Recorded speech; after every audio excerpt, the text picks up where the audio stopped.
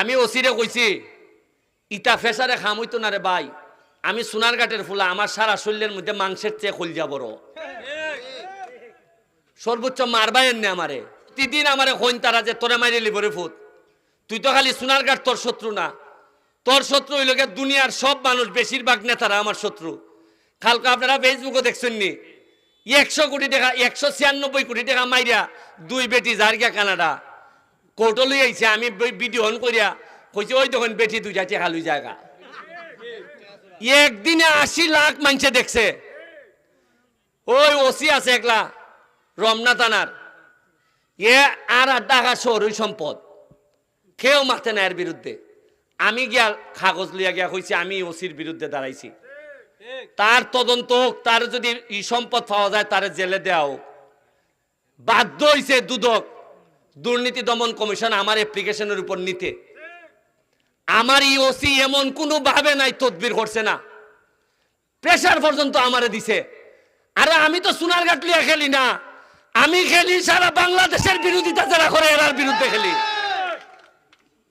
আমি ওসিরে কইছি ইটা ফেসারে খাম হইতো না রে ভাই, আমি সোনারঘাটের ফুলা, আমার সারা শরীরের মধ্যে মাংসের চেয়ে খলজা বড়, সর্বোচ্চ মারবাই এনে আমারে। আর যারারে মারতায় না এরা কিটা বাঁচবো না তা সারা জীবন। যারা ডরাইন আপনারা, যারা কথা কইতে ডরাইন, তারা কিটা আমার চেয়ে বেশি বাচ্চা লাইবে না তা। আল্লাহ যদি আমার হাত লেখকে তখন 1000 লোক আমারে মারতে চাইলেও মারতে পারতো না। ভিতর থেকে কথা বার করুন, যারা 2 নম্বরই করে কথা বার করুন, নাইলে এমনও বাস্তা না। চা বাগানের শ্রমিকরা কইয়া ইসলাম যে আরে তোমরা আন্দোলন করো, যা লাগে আমি দিব খানি, 120 টাকা মজুরিতে এমনই মরবাই, তাইলে মরার আগে একটা আন্দোলন কইরা দিয়া মইরা যাও যাতে 300 টাকা হয়।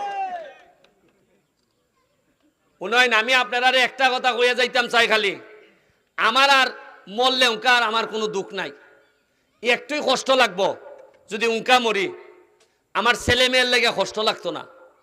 কষ্ট লাগবো যে আমি আমার সোনারঘাটটারে জায়গা মতো দিয়া যাইতাম পারছি না। এখনো সোনারঘাটের মিনিমাম 1 থেকে 150 ব্রিজ লাগে, এখনো ফুপপাড়ি দিয়া আপনার ফুপপাড় থেকে পশ্চিম পাড় পর্যন্ত আরো 3টা ব্রিজ লাগে, নালমুখ লাগে। সোনারঘাটের যে ব্রিজটা এটা পুরানো গেছে, এটা বদলাইয়া নতুন করণ লাগে, একটা রাস্তা করণ লাগে।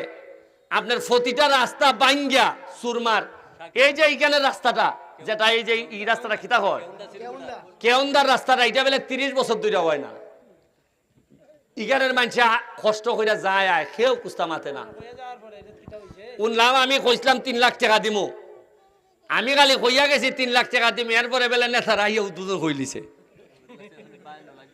এ বেলে উনকা বেলে 52 লাখ দিব বেলে দিয়া বেলে এটা হইব। তা আমি কইলাম যে আগে যদি জানতাম যে আমি 3 লাখ দিলে 52 লাখ দিলাই এরা, তে পুরা রাস্তাও হল তুই আমি 3 লাখ করে দিলাইলাম না।